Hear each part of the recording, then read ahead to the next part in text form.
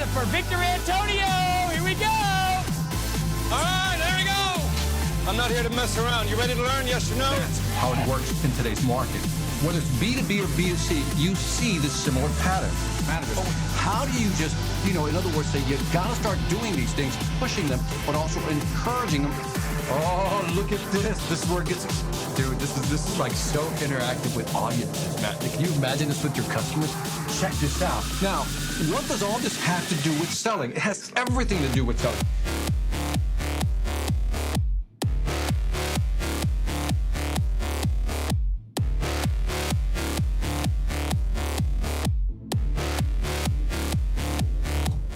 All right. Happy Sunday. Had some technical difficulties, but we're back. Anyway, how you guys doing? Let me know where you're chiming in from, who you are. Hit me up in the chat. Let's see what the comments are. I think you're gonna like tonight's topic. Talk about some good stuff. Julian Holka. Where you from, Julian? Let me see. Let me put this on here. Let me see how you can pop these on there. Okay. There you go. I'm gonna start popping these on there. Oh, right there, Julian. You're right there, man. Thank you for joining me, man. I appreciate you. Let me know where you're from, man. It's gonna be, like I said, I think I got some interesting content for you. Clearwater, Tampa. Love Tampa, man. Tampa's just growing, though, right? It's just like growing, man. It's like just one of those areas that just keeps getting bigger. All right, man. I'll wait a couple of more minutes because I got started a little late here. And then we'll just jump into the content right away. If you've never been to one of my live broadcasts and this is your first time on Sales After Dark, again, what I typically do is about maybe 10, 15 minutes of most of the content. And then I do some Q&A at the end. And we got Donovan from Jamaica. We got a weird color going on here. I don't know what that is, man. There it is, Donovan Bell. Yeah. Yule Bernier, man. New York, big city of dreams, everything in New York. Remember that song? Oh, you're probably too young to remember that song. From the UAE. What part of the UAE specifically? By the way, Admar, so thank you for joining me. By the way, I've always loved when I went to like Abu Dhabi and Dubai. Love that part of the world. I've been to Oman, Amman, Jordan. That's also a beautiful location out there. So Dubai. Yeah, the Burj Khalifa is an amazing building, right? The Burj Khalifa, your malls are amazing. So anyway, I'll wait just one more minute if you guys don't mind, and then we'll jump into the content. Again, got 7 strategies to shift to buyer's perspective, and looking forward to this content. But yeah, so it's Sunday, so thank you for joining me. If you're in Dubai, it's probably Monday morning, maybe. And like I said, so the format again, I'll do some content, 10 to 15 minutes. At the end, you guys can ask me questions. I think this is going to be an interesting topic for the market today. All right, that's it. Let's jump into it. I know you guys are busy. By the way, if you are part of the Sales Velocity Academy, I always got to remind people, if you're part of the Sales Velocity Academy, you can download, let me move that over here, you can download the slides from the Sales Velocity Academy. So again, if you're a member, you get all the slides, you get all the content, all good. Thad Barnes from Lake Tahoe. Got some great pictures from Lake Tahoe. Buried under 5 feet of snow. I feel for you. I would only go there during the summer. It's a beautiful location, man. I love that place. All right, let's get into it. Let's just jump into the content.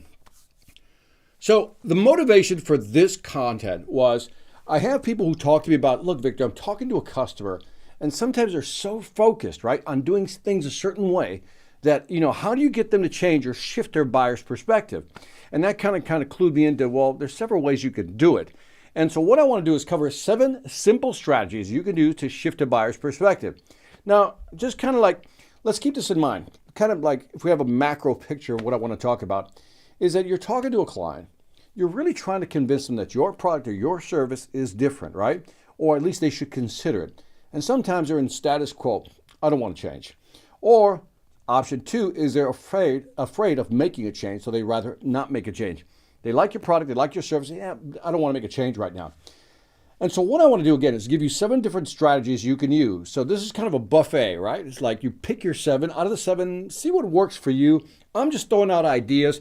We're brainstorming here. How do we shift a buyer's perspective? 7 strategies. Let's jump into the easiest one, which is the comparison, right? Now this one is always about, You see these on websites a lot.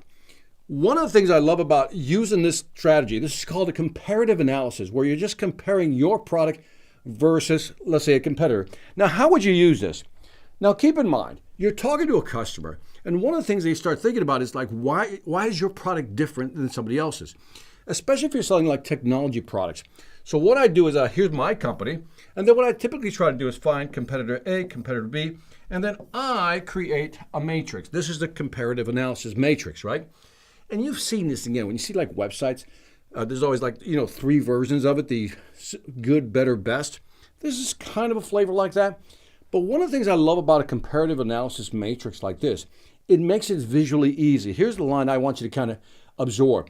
It reduces cognitive loading for the client. Now, let me pause here, because I think when I say this, people go, oh, yeah. No, not yeah. Listen to why this is important. Part of your brain, if it feels like it's overwhelmed, it doesn't understand, it will not make a decision. By using comparative analysis like this, what you're doing is simplifying getting a visual simplification of why your product is superior to your clients. And a lot of salespeople don't do this. This is one of the most powerful slides you can put up because it visually helps the client simply see why you're different.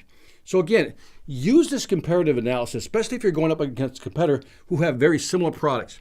Now, you see these holes right here? This is the stuff that the competitors don't have.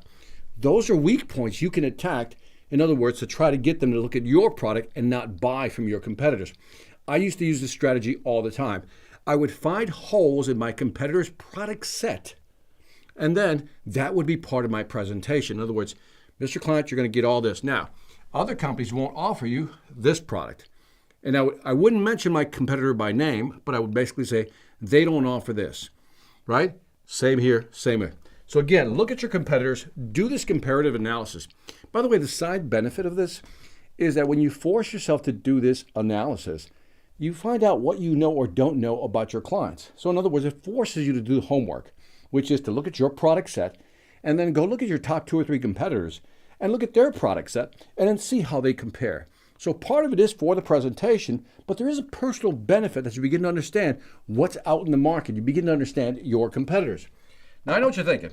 You're thinking, Victor, what if they have similar products? In other words, what if they have all the features? In other words, here's your company, here's your competitor, and these folks right here, this competitor right here has everything.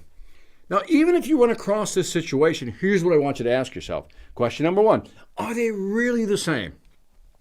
Now, let me pause here for a second or slow down here because sometimes it looks like it's the same, but it's not really the same. So in other words, they can say they also offer feature C, but if I dig into feature C, what they're offering, it's not really what we're offering. So the first question I would ask you to ask yourself when you're putting comparative analysis together is, are they really offering the exact same thing? Now, even if they are, let's go with worst case scenario. It's exactly the same. You're showing this comparative analysis. It's exactly the same. Then the question becomes, what can we add? And maybe it's from a service standpoint. Maybe it's from a training standpoint. What can we add to the mix to begin to differentiate ourselves? A couple of weeks ago, I did this course. You'll see it in the Sales Velocity Academy. It's how to sell the value differential. And the value differential is that your product is here. Their product is very similar. How do you begin to sell that differential? So I know I'm being very general here, but here's what I want you to think about.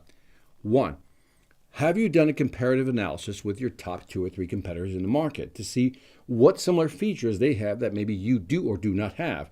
How do you compare? Number 2, if they're very similar, then what can we do as an individual, entrepreneur, small business owner, agency, or corporation? What can we do? What can we add to create, let's say, a new feature? Like one of the things we always loved doing was adding services. Like, for example, free training, right? Free customer support. We tried to find something that differentiated our product. So again, strategy number 1 is put together a comparative analysis and then try to find where you might differ. Even if you're the same, let's invent something. By invent something, let's create a new service that the competitor is not offering and use that as part of our presentation. Now, here's another part I want you to look at. Another way to shift the buyer's perspective, right? let's say, and let's set this one up. I use this one a lot, by the way. This is one of my favorite strategies. Let's say you're trying to sell a company sales training, what I do, right? And so one of the things I always ask customers is like, for example, what are different KPIs? Let's walk through this slowly. I want to show you this. These are the ones I use for, by the way, I'm about to give you the secrets of my sales pitch, right? So when I'm talking to a company, right, I do enough research. Let me go back full screens. When I'm talking to a client and they're thinking of hiring me for sales training, one of the questions I often ask, or several questions, but one of the big ones is, what's your close rate today? And they're going to tell me, well, our close rate, Victor, is 24%, right? And I get 24%.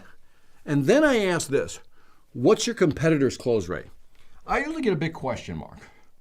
But then I always ask the third question, what is the market norm? Right? This is powerful because if they don't know, I pretty much know because I've done the research, right? So now think about this. They're at 24%. Remember, I'm selling sales training here. And I then inform them that the market is actually doing 30%. That means, not big math here, but that's a 6% difference in close rate. And then I said, Mr. Customer, what does a 6% difference mean to your business? Right? And by the way, I can ask about the churn rate. In other words, are you keeping people or are your salespeople leaving? What's the industry standard?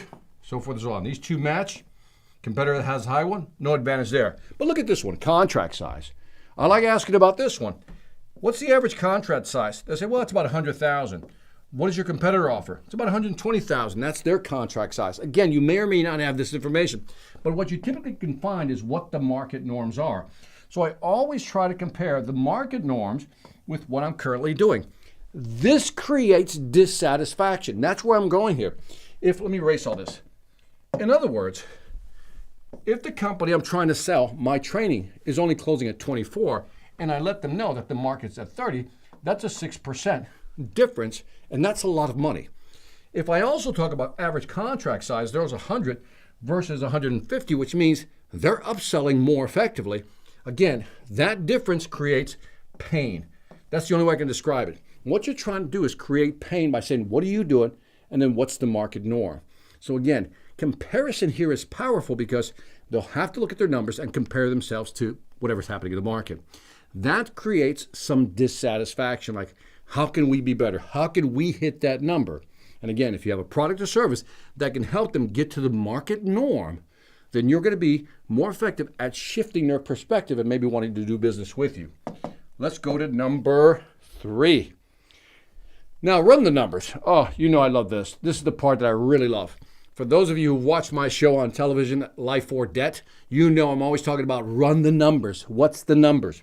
So there's 4 numbers I like to run. And by the way, again, let me set the frame here. You're talking to a customer. You're trying to get them to either make a commitment, advance the sale, move forward. They're not doing it. Maybe there's some resistance. Maybe they're not sure. So by running numbers like so, maybe we can get them to move forward. For example, if I'm talking to a client who wants to invest, I can talk about a break-even point. A break-even point is when they're going to get their money back. So for example, if I invest $100,000, Victor, in your training, how effective will you be and when will I get my $100,000 back? That's what they want to know. How long will it take? What's the delta to get my $100,000 back? They just want to get back to zero. In other words, when will I get my investment back? That's a good number. So ask yourself, for your business, could you calculate a break-even point? In other words, when they'll get their investment back.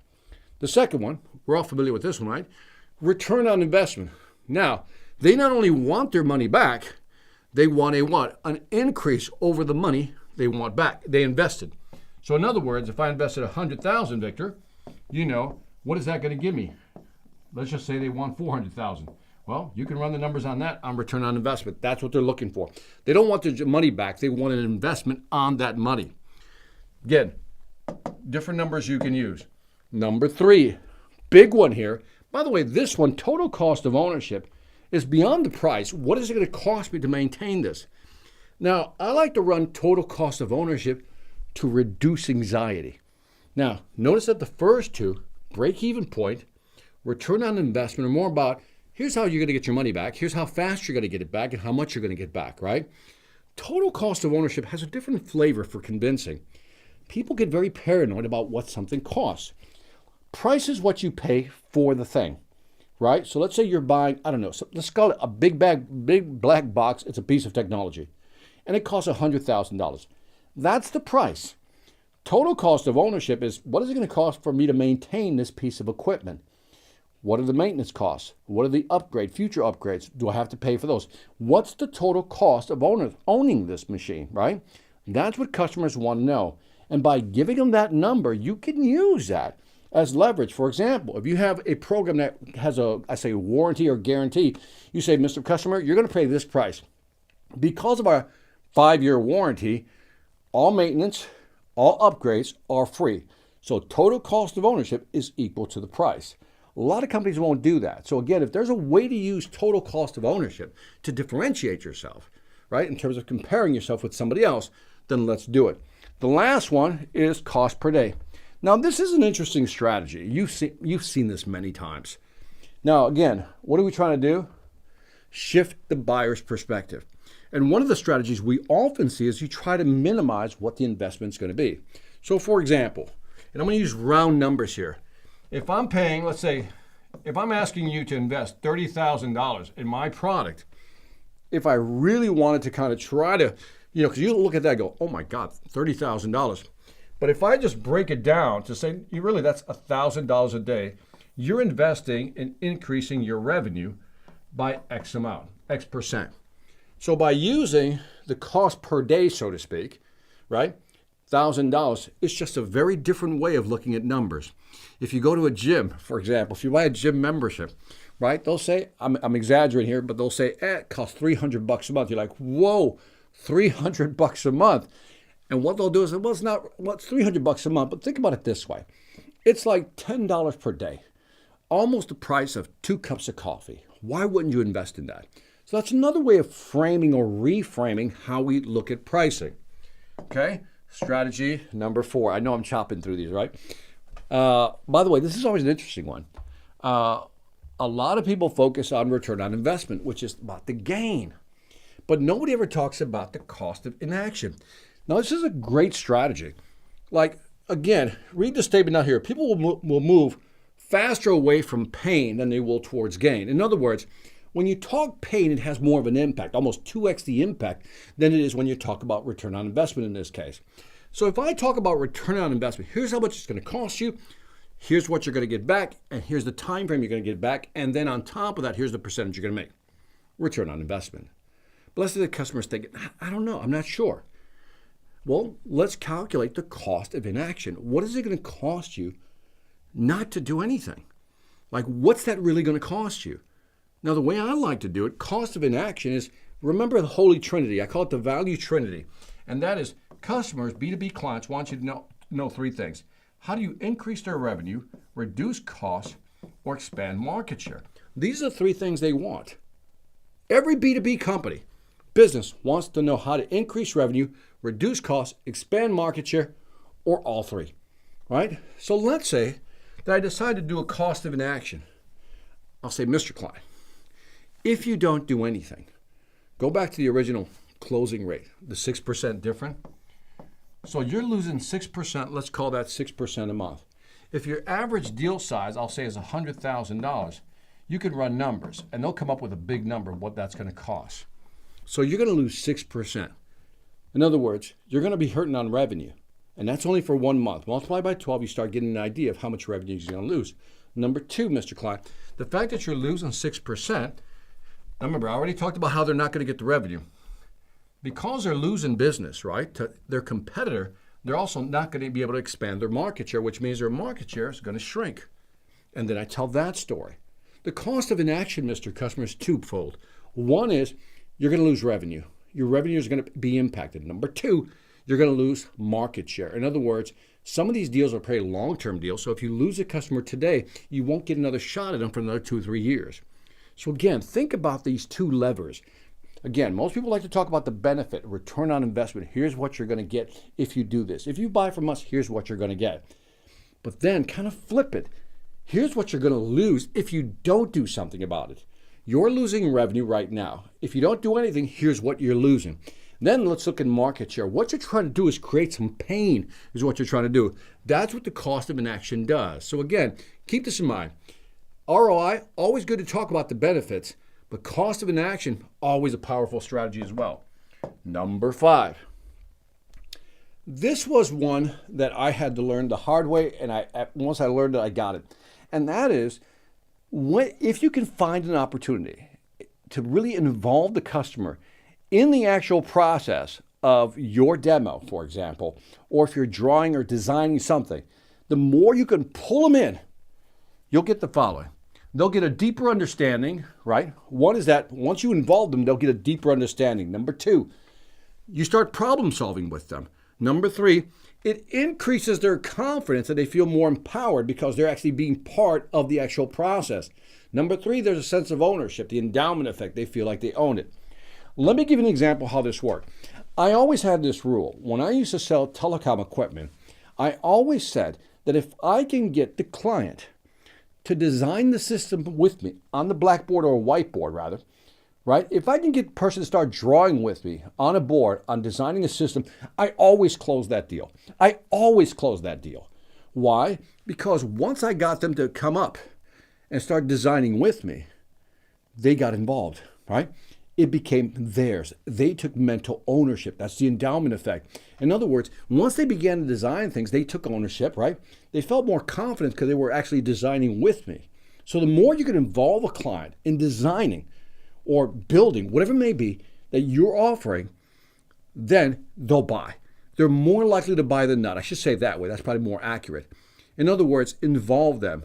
So I used to always have this thing where I would talk about a design and I would ask the customer, based on what I've shown you, is there anything that I've missed? So I would draw the design, do a block design, right? By the way, a block design would be something like this. The input would go here, and then we would send something here. Then we would move it here, and then we would move it here, something like that. And then I would say, Mr. Customer or clients in the room, if there were more than one, is there anything I missed? Is there anything that's missing from the design you want? And usually I get 1 or 2 people, well, you didn't mention, this part right here. That's one of the things you're missing. And I would say, well, where would that fit? And they start talking. I said, well, can you help me understand? Why don't you just draw it out for me? And I would just do this. I'd give them the marker.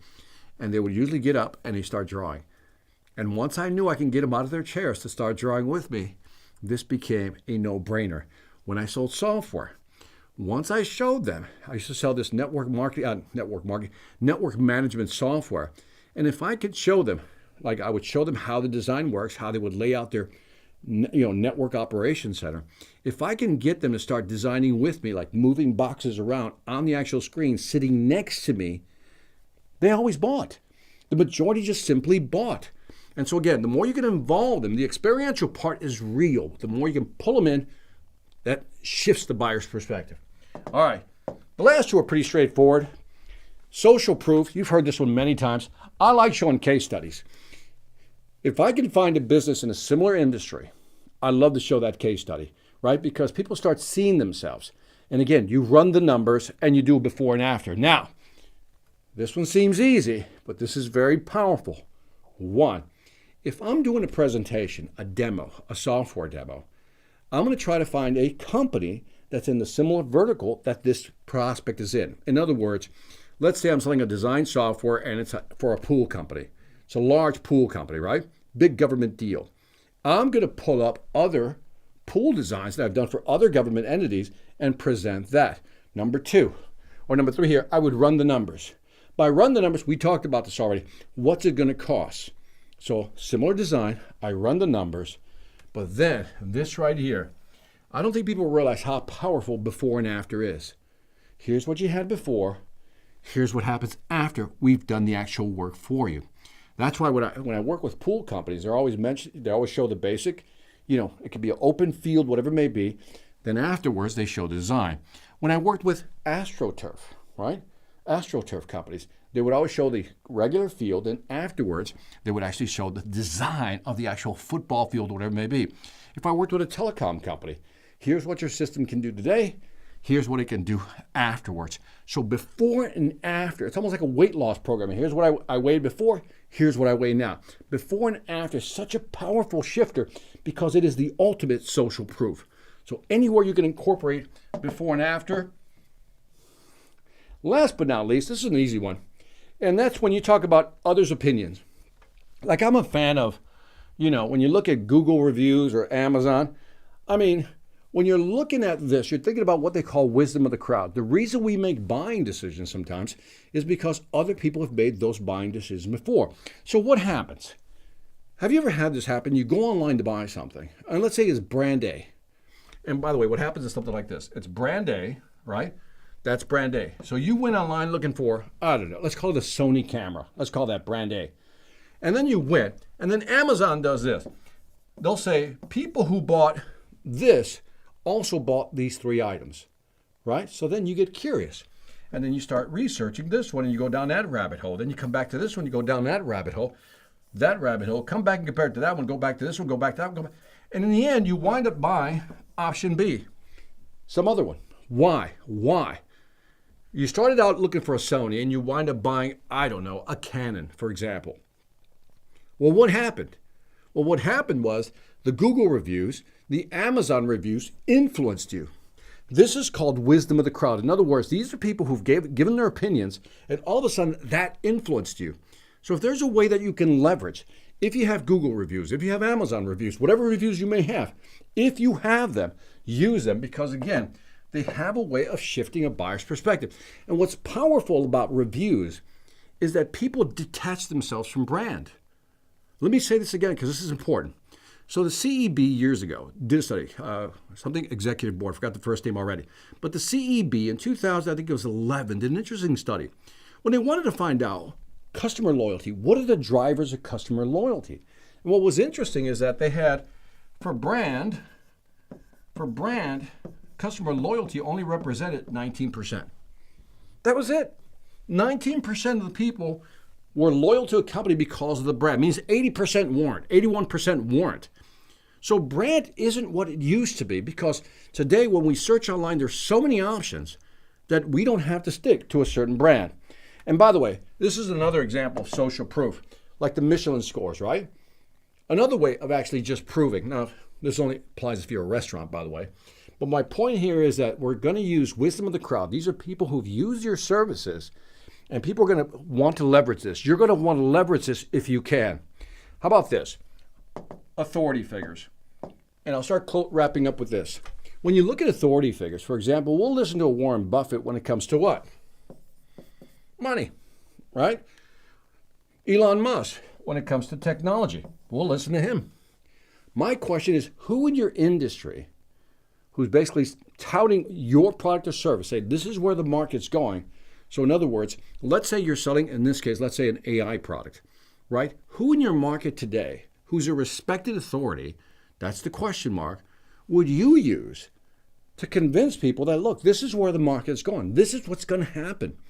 So again, anytime you can use an authority, aside from these two guys, and by the way, there's a disadvantage of using a Warren Buffett or an Elon Musk.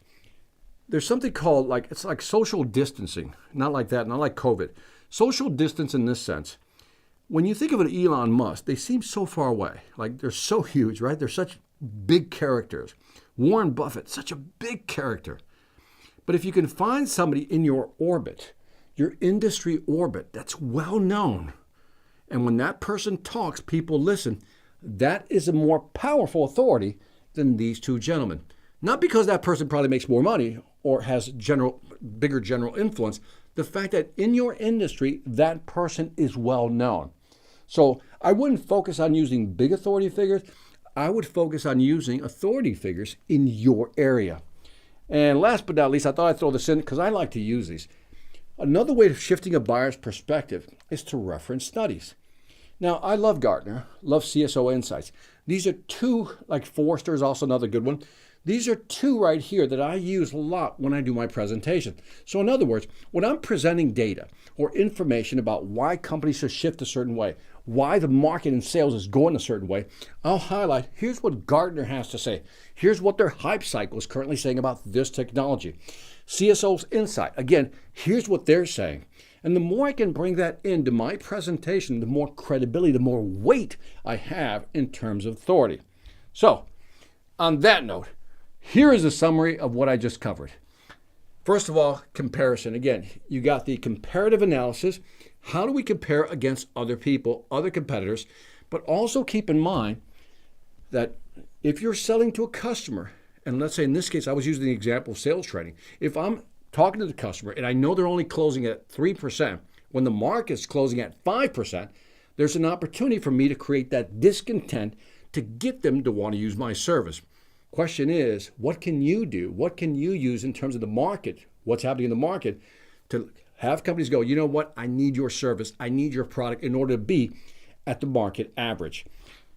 Also, then we talked about inform. Again, when we talk about buying levels, again, I always like to emphasize this. There's 3 buying levels, right? People want information. That's a given. Number 2, I always also say people want insight. That's the next level, right? Information beyond the obvious. And last but not least, they want impact. In other words, how's it going to impact my business? And we talked about this.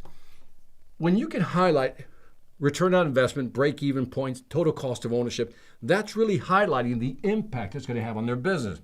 But if they don't take action, you can highlight that impact as well. Next, show and tell. Again, the more you can get the client involved, the better. Social proof. What are other people doing that compares to their market, their industry? And then last but not least is expert opinions. And that is 7 ways, 7 different strategies you can use to shift the buyer's perspective. If not only shift them, but maybe create a sense of urgency at the same time and say, you know, maybe I need to make a change in order to stay with the market or stay ahead of the pack. Anyway, 7 different strategies, shifting a buyer's perspective. And on that note, that's all I have to say. I'll take some questions right now, by the way. I know I went through that quick, by the way, so sorry about that. But hopefully, let me see. Yeah, we spent a good time on that. Holy buckets. Got some comments. I'll look at them real quick. Let me see. We got some people who jumped on. Yul Bernier, your concept of submarine sonar made me $4 million last year. Thank you, Victor. It did. I want to hear that story, actually. You'll have to kind of type that story in there. That torpedo story is a very famous story, man. That's a true story, by the way, Yul.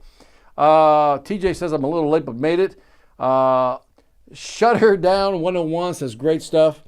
TJ back again. Is this the illustrated version of that cornering the customer? Running the numbers really helped me a lot. It shows how exactly client could earn compared to showing just a percentage. Yeah, that's one way of using it. It's a little different. I think this one had more flavor than the other course I did. So yeah. Yul again says, your concept sonar made me 4 minutes. And shifting a buyer's perspective is another powerful approach. Let me know which one of these. Thank you, Victor. I called you the sales engineer. Yeah, man, that's how I started. Let me know which strategy impacted you. Julian says, information, insight, impact. Would you replace impact with advice? No, I wouldn't. Here's why I wouldn't, Julian. You could be right, by the way, because advice seems to me like I'm telling you what to do. Impact, I'm showing you, here's how it's going to change what you're doing. So I go back to the value trinity. So, the value trinity, I say, they care about increasing revenue, reducing costs, or expanding market share, right? Those 3 things. And so the thing I would be asking myself, they want to know impact. How's this going to impact my business? So I can give you advice, but that to me kind of falls under the title. So here, let me write it this way. Here's info, here's insight, and then here's, I'll say, impact. Or if I were to put advice, if I were to use advice, I would say it comes after impact, and that would be step number 4, and the advice. And let me tell you where I'd get my data from. So there's a wonderful book called The Jolt Effect, Julian. And in The Jolt Effect, one of the things they looked at was 2.5 million calls, sales calls, right? And one of the things they discovered was that advocacy mode, advising, but they call it advocacy. In other words, recommending something to a client. So I would answer it this way. I would still keep information. Insights like, customer goes, I didn't know that. You position yourself as a subject matter expert. Impact is really kind of making it personal to them. And then the advice would be, in my opinion, advocacy mode, where you would advocate or recommend, here's what you need to do and here's why. So I guess I would add it to the sequence. That's a good point, by the way. I'm glad you asked that question. Let me know what you think of the answer. What was that? TJ says, now formulating a presentation based on these strategies. Thank you. Really the gold standard. You're too kind. You're too kind. But yeah, this is really interesting, this sequence right here, and then the advocate mode here, where you're advocating. And what they found, it's really interesting. The numbers, I'm going off the top of my head here, Julian, but I think the close rate between those who let the customer pick, so to speak, and those who advocated something, right? It was 144% difference in close rates, right? Average close rates were like 144% increase in sales by advocating. Impact is associated with the brand and contribution in your market. Oh, I see how you're looking at it. Okay, I'm not looking at that like that. I'm looking at, I see where you're going. I'm looking at impact as how is it going to affect your profit margin. So I'm looking at numbers. So I hear what you're saying. The impact is what it could have on the market, and yeah, I get that. No, I'm very specific. I'm looking at the profit and loss. I'm looking at the income statement. The profit and loss side of an actual company. Say, here's how it's going to impact your business specifically from a revenue standpoint. So I can see where our two planes are doing this. I can't disagree with you. I can't disagree with what you're saying, because there is another way of looking at impact. But I'm making it more revenue, profit, motive driven. And therein lies the difference. So great point. All right. On that note, I appreciate you guys joining me tonight. I know I shot through that content very quickly. Apologize for that. But do share this feed with somebody if you enjoyed the content. That always helps. And again, you can download the slides if you're part of the Sales Velocity Academy. If you're not part of the Sales Velocity Academy, you should take a look at it. We're trying to add some new courses at least once a month to get some good content in there. But some great courses, the blocking objections, there's shifting buyer's perspective, which is a different one than what we're talking about today. And also Inside the Buyer Mind is one of my favorite courses. So again, by the way, I do have a new cold calling success course in there, so please check that out. On that note, I am out here, folks. You guys were awesome. Thank you for joining me on a Sunday. For some of you, it's Monday morning, so I appreciate you as well. And remember, as I always say, selling ain't hard when you know how. Take care. See ya.